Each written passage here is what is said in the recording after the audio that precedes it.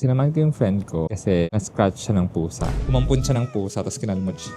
Tatawa ako. Unang pinuntahan namin, close. Tapos pumunta kami sa isa pa. Sabi, if you need a doctor for the following day na. So pangatlo na. Pagpunta namin doon, kailangan government hospital. Pumunta kami ngayon sa Dubai Hospital. Hindi kasi kami dito nag-a-administer niya. Happy birthday!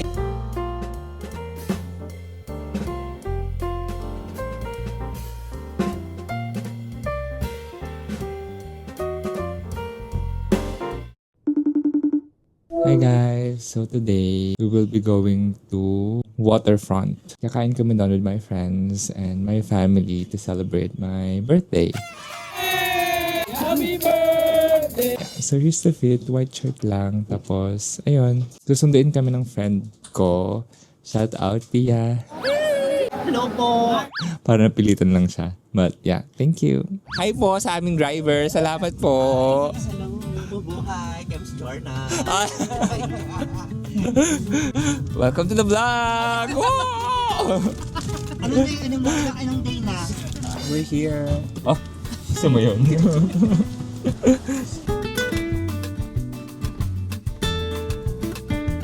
So, nakarating na kami guys dito sa night...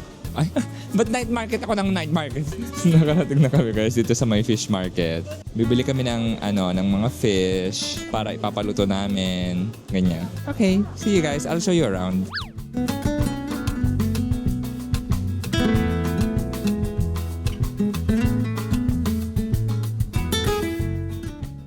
Guys, grabe, sobrang daming tao. Naloloka ako. Mukhang fresh yung mga isda nila, guys. Sigan nyo. Hello po!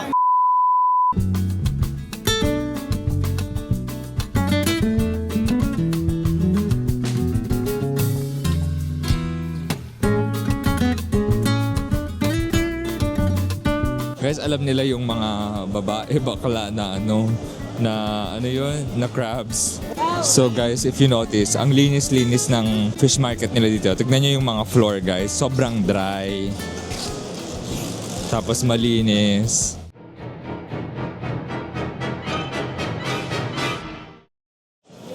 Kaloka.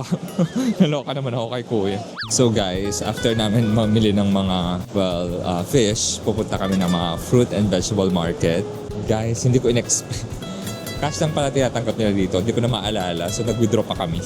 Bibili kami ng fruits and vegetable naman. Binigay na namin siya dun sa kuya. Meron yung parang kumukuha nung... Well, anyway, mamaya ko na siya ikukwento. Parang ang pinakayo ko kasi na feeling is yung ginugulangan ako. Punta na muna kami ng mga gulay.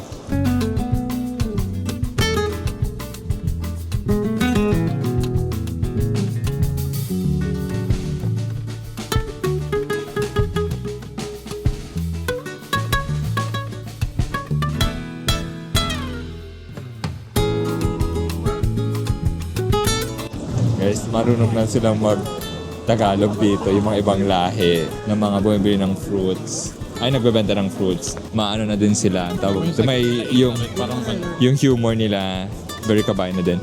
Yung saging, oo nga apakamahal. Pati nga yung mga saging nila, parang pareho na lang din sa grocery. Ba't ka pa bibili dito? Bubuhatin mo pa ako sa grocery, same lang din. Pumunta po sila dito para mag-sample, para taste ng mga ganyan. Ako guys, hindi ako pwede mag-taste, lalo na yung mga may color na fruits kasi naka-Invisalign ako ngayon. Baka magkulay. No, it's okay. Thank you. Sabi ng kasama ko, sana kinuha ko na daw para siya na lang kumain. How are you, my friend? Hi, Kems Jorna. Mabuhay. We are currently here in Dubai Mall. Charay!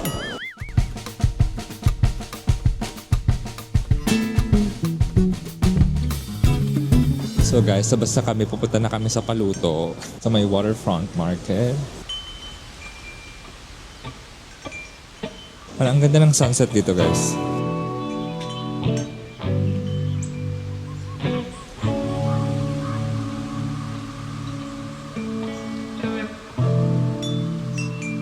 So guys, nahirapan ako magkwento kanina kasi naglalakad ako at ang daming distractions. So basically, ang concept dito sa Waterfront is Bibili ka ng mga prutas, tapos bibili ka ng mga fish, ganyan, or mga seafood. Tapos pwede mo siyang ipaluto dito. Tapos kanina meron na yung lalaki na parang may trolley. Pwede mo ibigay sa kanya yung mga niluluto nyo, tapos siya na magpapalinis. Tapos magbibigay na lang ng tip, tapos dadalhin niya na dito sa paluto para dito nalutuin. May option din kayo dun sa palinis din guys. Pwede magpalinis kayo tapos iuwi niyo na lang din siya, ganyan. So ayun, tatawag daw siya, sabi niya coming, sabi niya. Yung guys, tinatawagan namin yung, ang tawag dito, yung maglilinis ng food namin. Dadalhin niya dito and then papaluto namin, then kakain na kami dito. Actually, ang ganda ng vibes. Medyo busy lang, pero ang ganda ng view guys. I showed you earlier. Parang seaside, tapos may, tawag dito, sunset. Wala pa yung mga kapatid ko. We're waiting for them. Shoutout, nagpapashoutout. Ay, sis! Shoutout kita ngayon na. Shoutout po! Hi! So, ayun na guys. We will wait for everyone. Wala pa naman yung, buti na lang, wala pa yung pinalinis. It will take time ata. Mga 10 minutes pa siguro. But it's okay. Kasi mahaba din yung pila sa paluto. And okay, and I think that's it. I'll see you guys in a bit. So guys, kompleto na kami.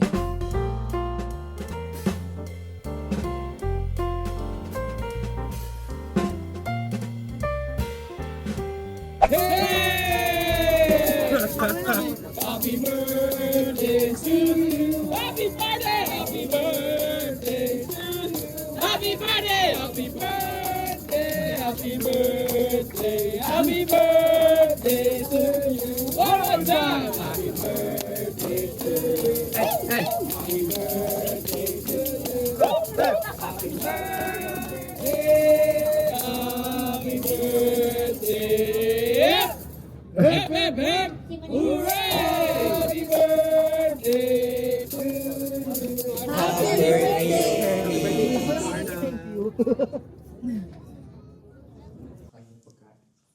And so guys, nasa bahay na kami nila Pia from Waterfront. Sinabay na nila kami kasi ipapa-injection namin siya. We're still in Riga. Siguro uwi kami mamaya pa. Dito muna kami para minsan lang naman kami lumabas. Minsan, lagi pala. Minsan lang namin sila makita, bira. Mga once every 3 months or 2 months, ganyan. At ang bonding namin ngayon ay bonding to the clinic. So guys, sinamahan ko yung friend ko. First, bakit? Kasi na-scratch siya ng pusa. Yan po ang pusakal na kumalmot kay madam. Umampun siya ng pusa, tapos kinalmot siya. And then dumugo yung kamay niya. At walang vaccine yung pusa. So ngayon, gusto niya pumunta sa ospital para magpatusok or something kasi baka may infection siya. I don't know. Una pinuntahan namin yung clinic na malapit sa bahay nila. Pagkadating namin doon, close. Tapos, pumunta kami sa isa pa, yung 24 hours. Sabi, hindi pala 24 hours. Yun ang until 10 kasi yun. So, umabot kami ng 9. Sabi, hindi na po yung if you need a doctor for the following day na. So, sabi na, okay, fine. So, search kami na. Pumunta kami Canadian Hospital. Pagpunta namin doon, sabi na, pag ganyan po, sabi nila, kailangan government hospital. Tatawa ako. So, okay. So, pangatlo na. Pumunta kami ngayon sa Dubai Hospital. Pag pupunta namin doon, hindi kasi kami dito nag-a-administer niyan sa may Nadalhamar. Ngayon, nandito na kami. Well, nag-aantay siya ngayon. Nasa queue na siya. Wala, natawa ko guys. Pang-limang na namin, parang clinic/hospital na punta. But anyways, it was fun kasi today, sobrang daming nangyari. I met them, we ate outside, nagpaluto kami ng food. Well, actually guys, medyo nag-disappoint ako kasi yung may mga nagtutulak-tulak doon na parang kukunin nila yung magpapalinis, ganyan, everything. Usually, kami na ang nagpapalinis. Dinadala namin sa palinisan.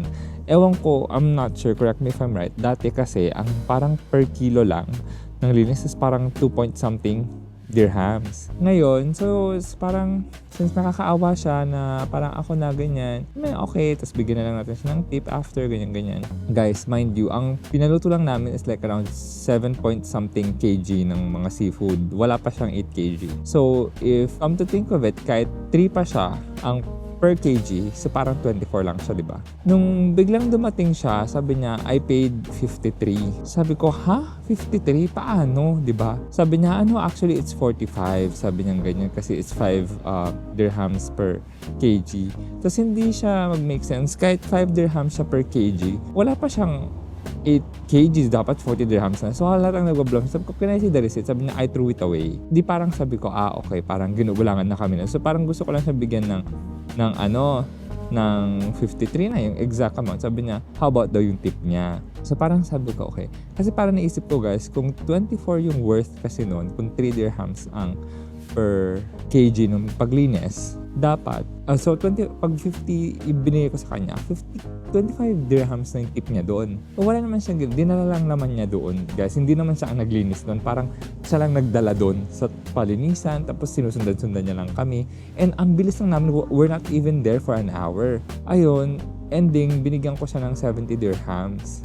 Parang ang pinakayo ko kasi na feeling is yung ginugulangan ako. Pero yun nga, kasi kailan lang ba kami bumalik doon? Parang 2 months ago, 3 months ago kami nandoon. Ganun lang yung presyo nila, guys, 2 point something. It's impossible na madodoble yun in 3 months. And may news nga dito nga sa UAE, di ba? Pag nung mga kasagsagan ng mga stuff na nangyayari dito, na pag nagtaas ng presyo, you can complain. Kasi bawal i-take advantage yun. And then, so yun lang. But anyway, sabi ko nga, let go. Kasi baka nga mas need nga niya. Mali lang yung way ng pagkuha niya ng pera or something na yun. But pag mga ganung bagay, guys, usually I get upset on the spot. Pero hindi ko pinapakita yung emotion ko. Parang sinasarili ko muna. Iniisip ko na lang na parang, alam mo yun, parang oh my God, parang naiinis ako. Parang medyo nakaka-frustrate kasi. Lalo na pag alam mong niloloko ka. Tapos minsan gusto kong, I wanna prove him wrong. Pero sabi ko, sige, hayaan mo na. Parang, para, pumunta pa doon sa palinisan, tanungin and everything. Para sabi ko, wag na. Sige, okay na. So, yun. I just gave him. So, parang ang tip niya, guys, is parang 25 plus, parang 45 dirhams. Mas mahal pa yung tip niya kesa yung worth ng service. But anyway, ayun na. Ngayon, nasa hospital kami. We're waiting for our friend kasi injectionan na siya. Then after this, we will go back home. And ayun, I think, mapapahinga na. Yun lang. I also had fun kasi nandun ulit yung mga pamangkin ko. Kahapon kasama ko lang sila, guys. Pero today, ayun, kasama ko sa outside. Masaya naman and, at least sila, natutuwa ako kasi yung panganay kong pamangkin dun sa sister ko na yon, very na siya, very outgoing na siya. Hindi naman siya sobrang extrovert but she's talking to everyone na kasi before, guys, ang kinakausap lang niya is yung mom niya, yung dad niya. Tapos super kwento-kwento yan, lagi kanya. Pero pag may ibang tao, parang asa pipi, nananahimik siya, ayaw niya makipag-usap, ganyan. For me, nagulat lang ako na parang, alam mo yun, yung grabe yung progress na since she's going to school na. Nung pumasok na siya sa school, mas naging na siya sa mga tao, ganyan, mas naging open. Kasi guys, here in Dubai, pag meron kang kids and hindi pa sila pumapasok sa school, especially if you live in an apartment, ang hirap kasi syempre sa community nila, hindi naman sila yung lumalabas-labas lagi na ganyan to play with other kids. No, parang sa bahay lang sila mostly with their grandparents, mga pinsan, ganyan. So, konti lang yung nila, yung tao na nakakasalamuhan nila. Si Thea, 3 years old siya nag-start mag-school. Si Trisha naman, 2 years old, pinapasok na siya sa parang primary school, parang mga play school, ganyan. So, natutuwa ako. At saka very, sila guys, competitive. If you see their activities in school, they run, ganyan. Pag may mga competition parang may activities sila. So, they also dance and sing. So, I'm just so happy that, they're doing so well. Dati kasi pag makikita ka nila, magbe-bless sila, kailangan ikaw palalapit. Tapos bigyan mo yung kamay mo, kinukuha nila naman, nagbe-bless sila. Ngayon, siya na yung lumalapit, tapos nagbe-bless na talaga siya. And just 4 guys, 4 years old. And she's very, affectionate naman, very cute, ganyan. Pero sobrang daldal niya, guys. Ewan ko kung kanina niya yung minana. But anyway, ayun, I think this will be the end of my vlog. Hindi ko alam kung mava-vlog ko pa yung yung paglabas yung pag-uwi namin or something. But nonetheless, it's such, I wouldn't say tiring. It's tiring, yeah, but it's very interesting day for me, celebrating my birthday. Mind you guys, it's not yet my birthday. I just decided to celebrate it today. Kasi sa weekend, or sa day ng birthday ko, mostly naman, weekday kasi yung birthday ko, everyone nag-work. Yung mga friends ko, mga relatives ko, they're all working. So parang din-decide ko na this week na lang, earlier ko na lang siyang i-celebrate. Kasi next weekend, ano kasi naman yun, may staycation kami with my sister and brother, saka yung mga kids. Kaya ngayon ko lang siya celebrate. But nonetheless, I think this is the end of my vlog. I'll see you guys again soon on my next vlog. I'm not sure if it's tomorrow. Tomorrow, I have an appointment with the dentist again. Kasi meron kaming gagawin last week na hindi natuloy. But anyway guys, nag-sit na yung retainers ko. Okay na ulit siya. I'm so happy. It's not painful anymore. So yeah, after 3 days, it's super okay na siya. So I'm so happy. Medyo hirap lang ako magsalita guys pa naman kasi medyo thicker siya eh. When I searched it, Viviera is 30% thicker than the normal Invisalign. So parang, I don't know, medyo uncomfortable pa. Medyo thick siya for me. Hindi uncomfortable, medyo may kakaibang feeling compared dun sa normal na Invisalign. Ayun, I think yeah, this will be the end of my vlog. Thank you for staying with me and I'll see you on the next one. Bye!